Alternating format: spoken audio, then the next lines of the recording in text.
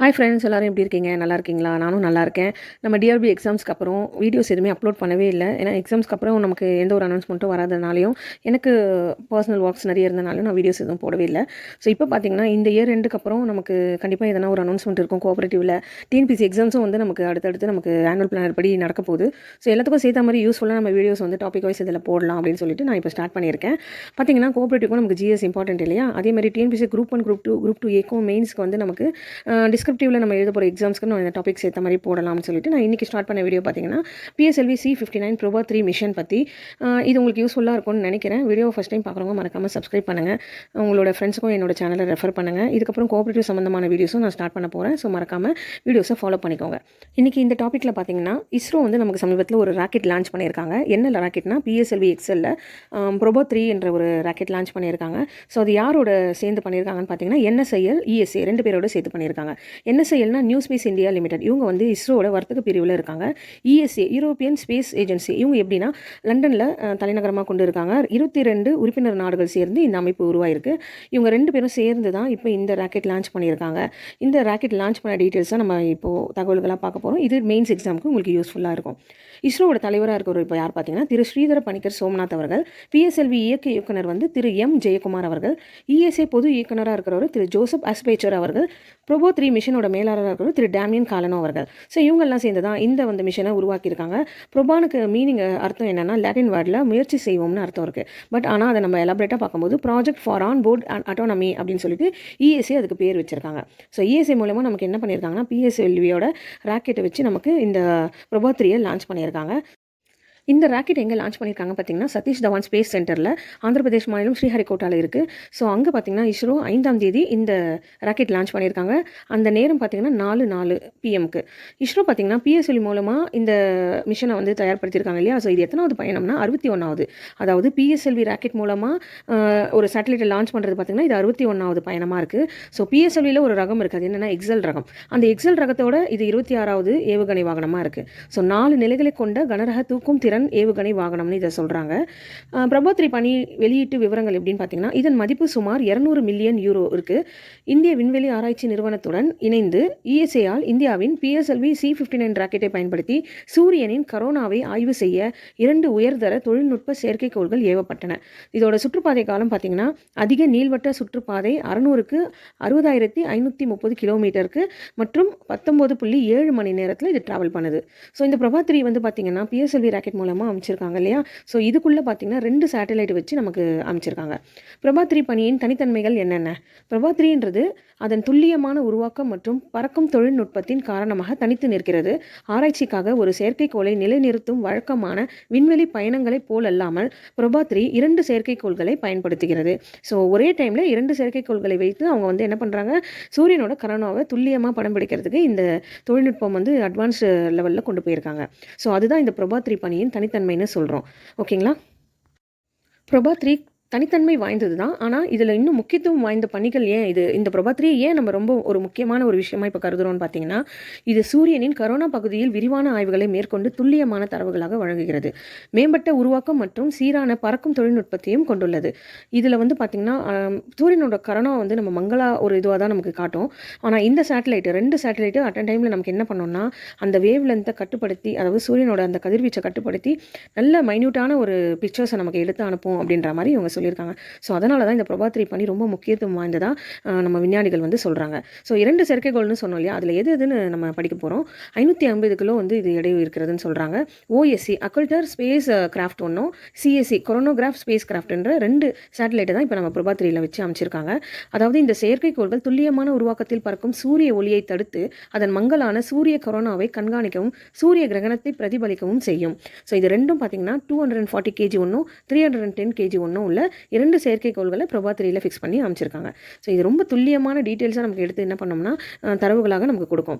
Proba 3யின் முக்கிய பணியானது பூமியின் சுற்றுப்பாதையில் செயற்கை சூரிய கிரகணங்களை உருவாக்கும். மேலும் சூரியனின் வெளிப்புற வளிமண்டலத்தை இன்னும் விரிவாக ஆய்வு செய்ய ஆராய்ச்சியாளர்களை அனுமதிக்கிறது. ஒரு ஆய்வுக்கு 2 செயற்கைக்கோள் அனுப்புவது இதுவே முதல் முறை அப்படின்னு சொல்கிறாங்க.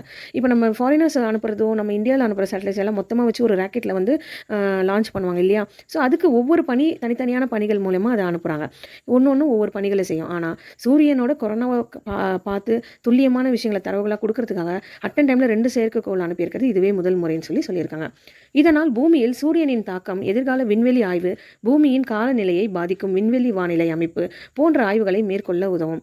சூரியனின் கரோனா மற்றும் அதன் தொடர்புடைய சூரிய செயல்பாடுகளை மிக நெருக்கமாக ஆய்வு செய்ய இந்த சேட்டலைட்ஸ் என்ன பண்ணுறது, விஞ்ஞானிகளை அனுமதிக்கிறது. பிரபா 3 வந்து இஸ்ரோ வந்து நமக்கு பிஎஸ்எல்வி மூலமாக தானே லான்ச் பண்ணியிருக்காங்க. பட் ஆனால் இஸ்ரோ பார்த்திங்கன்னா நிறைய லான்ச்சஸ் வெஹிக்கல் வச்சுருக்காங்க. என்னென்னு பார்த்தோம்னா எஸ்எல்வி, ஏஎஸ்எல்வி. இது ஹிஸ்டாரிக்குன்னு சொல்கிறோம். ஏன்னா இது 1963 1980 இருக்க காலங்களில் அனுப்பின ராக்கெட் லான்ச்சஸ். இப்போ ஆப்ரேஷனில் இருக்கிறது பார்த்திங்கன்னா PSLV, GSLV MK3, SSLV sounding ராக்கெட்ஸ்ன்னு சொல்கிற இந்த 5 வகை ராக்கெட்டை தான் நம்ம இப்போது செயல்பாட்டில் வச்சுட்ருக்காங்க. ஃப்யூச்சரில் அவங்க என்ன பண்ணலான்னு இருக்காங்கன்னா RLV-TD, ஸ்கிராம்ஜெட் என்ஜின் TDன்ற 2 வித அட்வான்ஸ் லெவல் டெக்னாலஜி உள்ள ஒரு லான்ச்சர் வெஹிக்கலை ரெடி பண்ணி அது மூலயமா விண்வெளி மையத்தில் ஆராய்ச்சி பண்ணலான்னு சொல்லிட்டு ஐடியா வச்சுருக்காங்க. ஸோ பார்த்திங்கன்னா டோட்டலி 98 ராக்கெட்ஸ் வந்து இஸ்ரோ இது வரைக்கும் லான்ச் பண்ணியிருக்காங்க from 1963 to till date. So இதில் பார்த்திங்கன்னா 83 சக்ஸஸ்ஃபுல் லான்ச்சஸ் நடந்திருக்கு, 5 வந்து பார்ஷியல் சக்ஸஸ் நடந்திருக்கு, 10 வந்து ஃபெயில்ட் ஆயிருக்கு. இப்போ ஆப்ரேஷனலில் உள்ள முதல் முக்கிய 3 லான்ச் வெஹிக்கலை பற்றி பார்க்கலாம். இதில் ஃபஸ்ட்டு எஸ்எஸ்எல்வி என்னென்னு பார்த்தீங்கன்னா small satellite launch vehicle. 500 kilo உள்ள சேட்டலைட்ஸை வந்து இது லான்ச் பண்ண யூஸ் பண்ணுறாங்க. டோட்டலி 3 லான்ச்சஸ் நடந்திருக்கு, அதில் 1 ஃபெயில்ட் ஆயிருக்கு. எஸ்எஸ்எல்வியில் 3 லான்ச்சஸ் பண்ணியிருக்காங்களே, அது D1, D2, D3ன்னு சொல்கிறாங்க. ஸோ D1ல் EOS-2 அப்படின்ற சேட்டலைட்டும், D2ல் EOS-7, D3ல் EOS-8ன்ற சேட்டலைட்ஸை வச்சு, EOSனால் என்னென்னு சொன்னோம்னா எர்த் அப்சர்வேஷன் சேட்டலைட். அது எதுக்காகனா பூமியின் தாழ்வட்டப்பாதை கவனிப்பு செயற்கை அப்படின்னு சொல்கிறாங்க. ஸோ இந்த 3 சேட்டலைட் லான்ச் பண்ணியிருக்காங்க எஸ்எஸ்எல்வி யூஸ் பண்ணி. 3+1 ஸ்டேஜஸ் இருக்குது. இதில் ஸ்மால் லிஃப்ட் ராக்கெட் லான்ச்சர்னு இதுக்கு பேர். 3+1 ஸ்டேஜஸ்னால் அந்த ஸ்டேஜஸ் எத்தனை இருக்கும் அப்படின்றது சொல்கிறது. அடுத்தது பார்த்திங்கன்னா PSLV, polar satellite launch vehicle. இது 1750 கிலோ எடையுள்ள சேட்டலைட்ஸை நம்ம லிஃப்ட் பண்ணி கொண்டு போகலாம். ஸோ டோட்டலி 61 PSLV நம்ம அனுப்பிச்சிருக்கோம். அதில் 3 ஃபெயில்ட் ஆயிருக்கு. சேட்டலைட்ஸ்னு பார்த்திங்கன்னா சந்திராயன், மங்கள்யான், ஆதித்யா L1, ஆஸ்ட்ரோசாட், ஜிசாட், கார்டோசாட், ரீசாட், ரிசோசாட், டெல் EOS, EMISAT, XPoSat, Prabha 3, IRNSS, EO mission, SAR mission, DSAT, CSAT, Oceansat, Amazonia.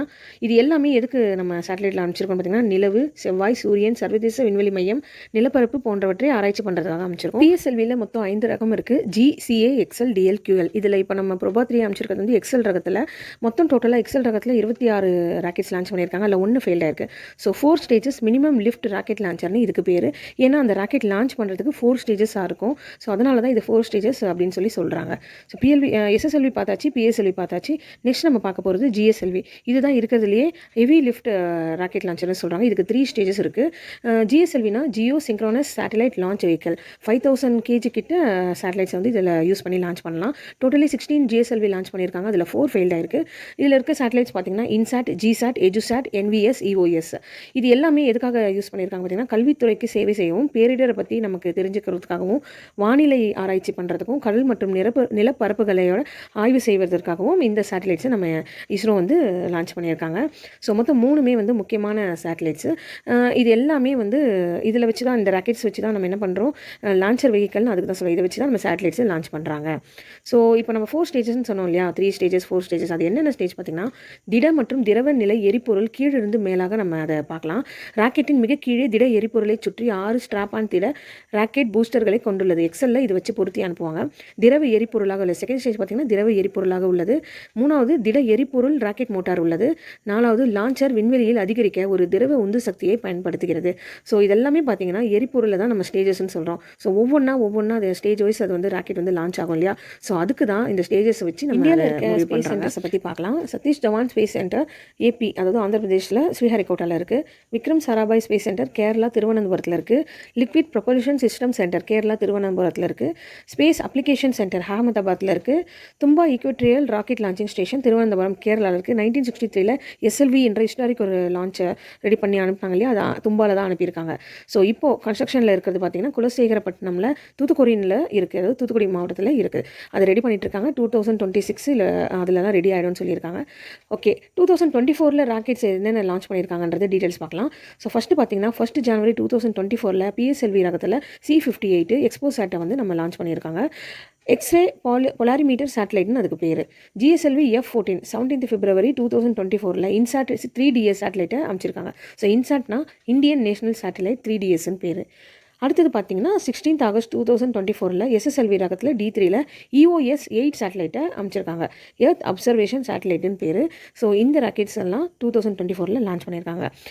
Okay friends, நம்ம இந்த ராக்கெட் லான்ச்சிங் பற்றி இருக்கிற டீட்டெயில்ஸ் எல்லாம் உங்களுக்கு புரிஞ்சிருக்கும்னு நினைக்கிறேன். ஸோ உங்களுக்கு ஒரு கேள்வி இருக்குது. என்னென்னா, இப்போ நம்ம ஆதித்யாவில் L1 ரகம்னு சொல்லியிருந்தேன் இல்லையா?